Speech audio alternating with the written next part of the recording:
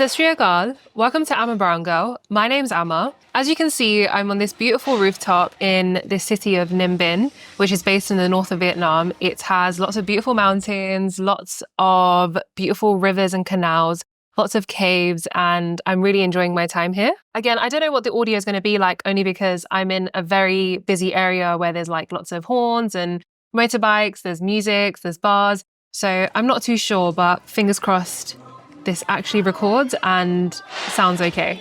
So today's topic was actually picked by my dost, my friends on Instagram. So I am so grateful and thank you so much for the engagement because I really needed the help. And I had a few ideas of what to talk about, but do you know when you just kind of hit a wall as to, I'm not sure, but you guys who engaged with the post, I really appreciate it. And there was lots of different opinions as to what I should speak about. But today's topic, which is why are Indians so racist, was the most popular one. To be clear, today's topic isn't a generalization of every single Indian. It's a topic that I haven't seen enough coverage about, and I think it's really important to talk about. Starting off with racism within our homes. What is it with our parents' generation always describing people based off their ethnicity and colour? And this isn't even them being racist on purpose. It's just the way they've been raised. That shit would grind my gears every time until I realized that is just how they were raised to describe people due to their lack of vocabulary. But having to explain to someone who has no actual understanding or concept of racism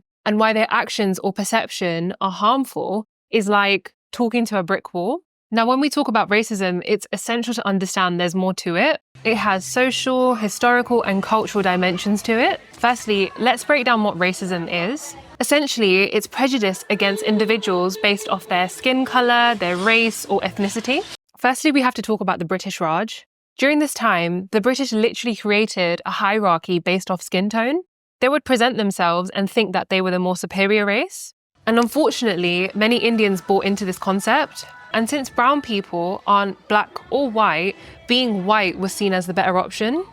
I don't want to get myself into trouble by talking about this. I know that information definitely exists out there. People do know about it. But let me not even get started about how our brown ethnic Asian families would rather us marry into a white family rather than a black family, despite our culture being so similar to African and Caribbean culture. Obviously, this isn't a generalization for everyone. Obviously, times have changed. People are a lot more open. But I know with my personal experience that there is no way I would have been able to bring someone black home. And saying that out loud is kind of scary and makes me feel really vulnerable. But that is the truth. And I know I'm definitely not alone in that. And I think it's disgusting because you should be allowed to love whoever you want. God forbid we mix religion into that. The effects of the British Raj continue till today. I know many will say that, oh no, it's good to stay in your culture, it's good to keep the same religion, and that's fine. If that is your preference, that's absolutely fine. But the issue is when parents or the older generation are literally stopping their children from marrying who they want, who they love and truly care about. And, you know, they can see that they have a good relationship going for them, but it's just their race or ethnicity or religion that's an issue, which could never be me. But back in the day, during the colonial era, when South Asians and brown people were starting to come to England, it's not exactly like they were welcomed with open arms, yet white is seen as superior. And this is not to even shit on white people, but we can't be oblivious to the hardships and the history that our ancestors faced. The conversation here is about race and skin tone and the perception people have of what white is seen as, which is superior, the better, the cleaner. That is a perception that is still quite common. During that time, the British even published books and theories claiming how white people were biologically superior. I've done my research about these, and some of these books include Types of Mankind, published in 1854 by Josiah North and George Gilden, which explicitly claimed racial hierarchies. The Principles of Psychology by William James was also published, which supported racist ideologies. And lastly, The Descent of a Man by Charles Darwin, where ideas of natural selection were misapplied to justify racial superiority. But it did say that though Darwin himself did not advocate for this, but he still wrote a book about it, so yeah. So there's no question about it that it really did happen, and it definitely manipulated the minds of many ethnic people, brown people, people of colour to think that the white colour was seen as better. I also looked into some really interesting statistics and found that 73% of Indians associated fair skin with beauty, which comes from a survey conducted by YouGov in 2019. This survey highlighted the social preference for lighter skin tones in India, reflecting the influence of cultural norms and marketing, particularly concerning products like fairness creams, which are often advertised as enhancing beauty and desirability. This survey is a part of broader discussions regarding beauty standards and the impact of colorism in various cultures, including Indian society. Even whilst traveling, I've spoken to many, many wonderful locals. And at times, they even expressed that they feel quite insecure about their skin color, as they would say things like, oh, I'm not fair enough, or I'm not white enough, which was actually kind of sad to hear. So obviously, I would just reassure them immediately to be like, no, your skin is absolutely gorgeous. You don't need to feel like this. But they were very quick to explain to me that it's great that I think like this. And, times are changing. But within Vietnam, the standard of beauty is always fair and white. And I specifically remember my tour guide, I was speaking to her about this and I was like, why is this the case? Like, why do so many Vietnamese people feel like this? She was just saying how it's more desirable to be pale and white, especially for like marriage prospects, that the darker you are, the less desirable you are, which is sigh, fat sigh. She was just saying that, unfortunately, it's just what it is. It's just really hard to change something that's been there for so long. I also want to share one of my stories about skin complexion and being light or being told you're dark or whatever, which I think perfectly encapsulates this whole fair and lovely madness. I had this auntie come up to me at our wedding saying that, oh, Amin, you're so cute and so pretty, but you should really consider using some lightening creams. She said it will really brighten up my complexion. I was 11, by the way. So I stood there kind of debating as to, do I laugh or do I cry?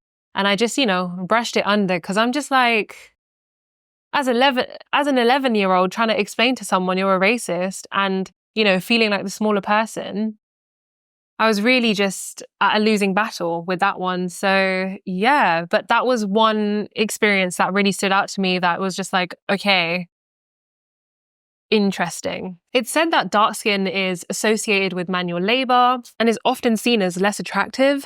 A 2013 report by Anangar S. Narasimhan Foundation found that 60% of women in India feel insecure about their skin color due to the following reasons. Media representation. Lighter skinned individuals are seen as more desirable in Bollywood and advertisements. 2. Cultural norms. Fair skin is associated with higher social status, leading to feelings of inadequacy amongst those with darker skin. 3. Economic factors. The beauty industry markets fairness creams as essential for success, reinforcing the preference for fairer skin. And 4, social dynamics. Colorism affects marriage prospects, job opportunities, and social class, creating pressure to conform to biased beauty standards. With these main 4 points, it really creates a dangerous environment of insecurity for women when it comes to their skin color. Despite these insecurities, you'll still find a chat shit auntie go up to her baby being like, oh my God, so cute, so cute, so cute. And then be like, oh, ye thoda kala hai, which means, oh, the baby's cute, but the baby's slightly dark. Like, what the hell is wrong with you? How do you tell someone like that you're a racist when they've been raised like that? And despite in some situations where you do tell them, they're just like, oh, this is just how I was raised. Oh, but the baby is dark. Blah, blah, blah. Like, it's like talking to a brick wall. It's a complicated one. It's really hard to change the mind of someone who's thought the same way for many, many years.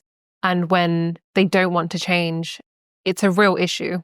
There's also the diversity dilemma. India is home to, I think, over 2,000 ethnic backgrounds. And yet we still sometimes fail to appreciate that diversity. We've seen it too often where the villain is always dark-skinned and then the hero is always light-skinned and this dreamy, amazing person. I don't want to name names, but there are specific Bollywood actors who have had to go through beauty treatments to lighten their skin for certain roles. A 2021 study published by The Times of India found around 80% of women in urban India reportedly use fairness products. Fair and Lovely, which is a very well-known skin lightening product, is very popular. You can find it in every shop and corner of India. So that statistic doesn't really surprise me. Additionally, I found a shocking statistic published by the Indian Express that 50% of men felt that they were at a disadvantage if they weren't fair enough in the marriage market. So it's not only women who have this pressure. I would say it's more women, but there's also men who, want to look fairer. These treatments still happen. I've even seen it on Instagram where, you know how they'll sell beauty products and be like, oh, get 50% off of this beauty treatment and blah, blah, blah. There's skin lightening treatments out there and I've seen it. So that statistic, again, doesn't shock me because in that advert that I saw on Instagram, it was a man. So those statistics alone show the amount of influence that skin tone and this preference of wanting to be fairer has on our people and what the standard of beauty is within India. I did say at the start that I find the topic to be really important to talk about. And, it's not just based off why are Indians racist? There's so many more layers to that. There's so much to talk about. And I have spoken about this before on a previous topic, but it would take me so long to really peel back every single layer of why racism within the South Asian community exists. But, I guess I'm doing my bit and trying to talk about it as much as I can. And I will never stop talking about it. But it is something that I've also grown up with. I always grew up around racism. I didn't know it then, but I definitely know it now. I used to be described as milk white or duddu vangu gori as to when I was born, apparently I was really white, like milk. And, I was always told to stay inside and stay out of the sun because you don't want to get darker. It wasn't until I met my high school friends who opened up my world and helped me come out of my shell. I remember being in year 7 and 8, being this quite shy and scared kid. I was somewhat confident. Like, of course, I would, talk and do all right in school, but like, I just really kept to myself because I feel like I had this voice in my head that, stay with your bubble, stay with your people, don't venture out, don't do anything that we won't accept of. It was always made very clear to me to not bring home a Black Muslim or white man when I decided to get married. So I came out as lesbian at 24 to my dad. I think the racism is so deeply ingrained with my family and relatives that sometimes I question if they really know. And there are times where I realize that, oh no, they know they've said something wrong. Do they know that racism is the term? I don't know. But I know they know that it's wrong. But why do they still think like this? I don't understand. And, I keep my distance to those kind of people as much as I can. But I think it's really tricky when it's your parents. But then I've seen it firsthand that there's people within our generation who are racist, which blows my mind. So I think it really depends on the person. I used to think it was upbringing that makes someone racist, but I grew up with a racist family and I'm not a racist. It's all love around here and I do not think like that. In terms of resolving the issue, I believe it starts with education, that it is unacceptable to be racist and they need to know the history of why all of this started in the first place and where it truly comes from. I think it's also really important to have those uncomfortable conversations with your family and relatives about race. I've had those conversations. They weren't easy to have. I'm glad I had them. Progress was made, but I do believe that we still have a very long way to go.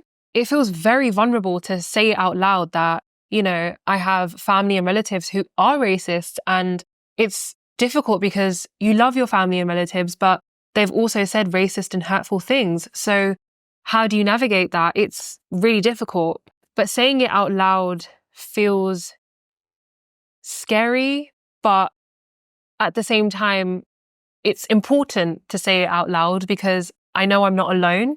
I know there's many people who feel like me. So I guess I can find some peace within that. And I guess the ones who get it, get it. On a more positive note, as I mentioned at the start of the episode, that this is not a generalization about every single Indian or South Asian being a racist, but it's more about speaking about this topic and bringing more awareness to it. And I'm sure that some people might listen to this episode and be like, oh my God, I can't believe she said that. Oh my God, how dare she, blah, blah, blah. But there's truth to what I've said and it isn't said enough. So someone needs to say it, especially with my comment about, Dissis do not like marrying into other cultures. This is not a generalization. Everyone doesn't think like that, but it still really exists. I have friends who, are in interracial relationships where their parents are throwing a fit because, oh my God, you decided to marry a Black man. Like, this man literally loves your daughter so much and gives her the world. What more could you ask for? It's the skin color. It's the culture. Like,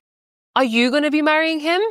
Are you going to be living with him? No, you can see your daughter's happy. Just let her be happy. And if you do not want that for your child, I'm sorry, you do not deserve to have kids. I am so proud to say that I have family members who truly know who I am as a person, and there's nothing that I have to hide from them, and they embrace me wholeheartedly. And I have family members who, have been brought up in old school villages and knew nothing about the internet and the Western side of the world. But all this time later, through educating themselves and them actually wanting to change the way they think and wanting to think bigger, have come onto the other side to think, wow, I don't need to be a racist. Especially with my experience as well, like looking at Punjab, comparing it 10 years ago to now, there is so much change because of the internet and just the way people think, all the way down to what they wear and how they think and their opinions is changed so much. Even I had a culture shock, and I remember speaking about this not too long ago.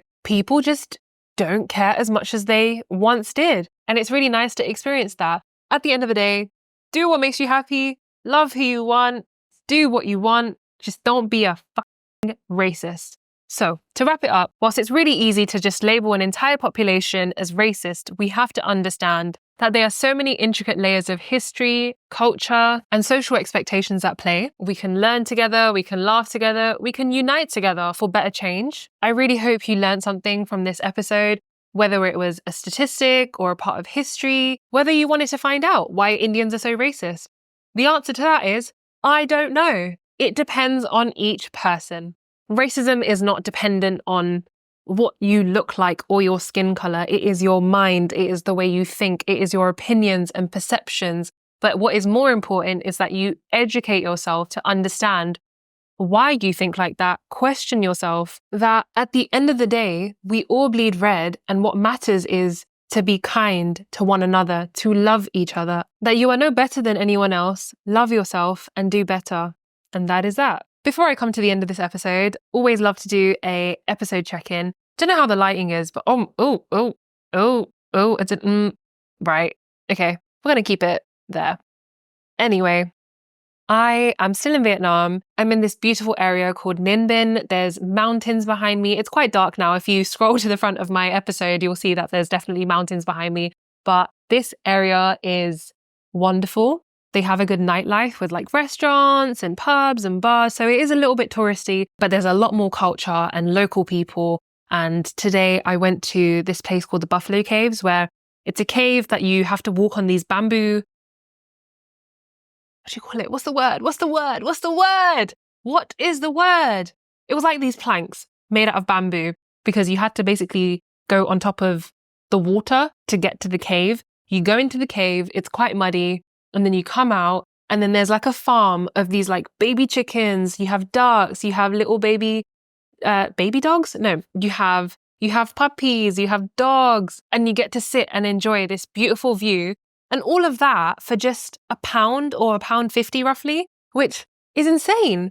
The concept of money here is unreal. And if you do not track or budget how much you spend, you can very quickly go broke. So it's important to be careful. But the point I'm trying to make is I'm having a wonderful time, and my time in Vietnam is soon coming to an end. I'm going to be going to the next place in about, I want to say 2 weeks. So I'm really excited for that. And I can't wait to bring you guys on that journey. In terms of like creating content, I'm really enjoying it. If you haven't already done so, go and follow my Instagram. I post on there daily. I post what I get up to. It's very unhinged, very fun. In terms of my mental well-being, it's been almost 3.5 weeks that I have been in Vietnam. I'm finally getting to that stage where I'm having really, really big life revelations. It's not been easy. I think 2 days ago, I really just sat on my balcony for about 3 hours, like deeping my life. Like I was having like a, oh my God, like an existential crisis. Like, oh my God, like what is my life? And I was thinking about my mom and my dad and just my family and stuff. And it was a bit emotional, and I just kind of came to terms with the fact that I can't save everyone as much as I want to. I have such a loving and nurturing nature. I want to take care of the people I care about, but sometimes when someone doesn't want to help themselves, there's only so much I can do. The saying that they say you can take the horse to the water, but you can't make the horse drink. Bit like that. And it was a very sad realization. Also, in terms of actually living in Vietnam, I could never. Bro, do you know how much I miss yellow dal? Do you know how much I miss roti? I went to an Indian restaurant the other day and it was as good as it was getting. But like, you know, when it just does not hit, like it was good, but it wasn't like, do you know what I mean? But I realized the only way I can get through my food struggles here, because I'm a vegetarian, and it's not that it's hard to find vegetarian food. It's just that all the vegetarian food has egg, fish sauce, oyster sauce, all of that stuff. And if you decide to go vegan, is it really vegan though? Because if I told you that I haven't eaten meat here for the last 3.5 weeks, I'd be lying. Not on purpose. I've had meat without knowing, because, you know, a lot of the broths and the spoons and just there's cross-contamination. Like, I'm telling you, I'm just going to have to turn a blind eye to it. I've had to start eating egg because it's either eat egg or starve. So it is what it is. But either way, I am well, I'm good. I feel very calm. I feel very present. I feel like I can think straight. I feel like when I go back, of course, there'll be some sort of like holiday blues or like travel blues, but I actually look forward to restarting and having a career switch. And I want a career that brings me joy. I cannot ever work in a job that made me that upset, angry, anxious, traumatized, never again. So I guess that's a beautiful revelation to have. I also feel very beautiful. I feel rejuvenated. I feel like I'm glowing. The lighting is definitely helping. But yeah, I feel good. And to anyone who is considering solo traveling, please do it. It is not an understatement when they say it, that it will change your life. It changes the way you think, the way you view certain things, your opinions, your beliefs. Everything changes. And right now in this current moment, I am just so grateful to be alive. And I thank God every day that I get to see this beautiful world. Anyways, thank you so much for listening to this interesting episode. That took me a while to get together. I hope you guys enjoyed the statistics and the facts. Feel free to look into them. Feel free to share, comment, like, engage, all of that good stuff. Follow my Instagram, follow my TikTok, all my socials. I thank you so much for watching. I thank you so much for listening. Thank you. Dhanyavad. Sat Shri Akal. Bye.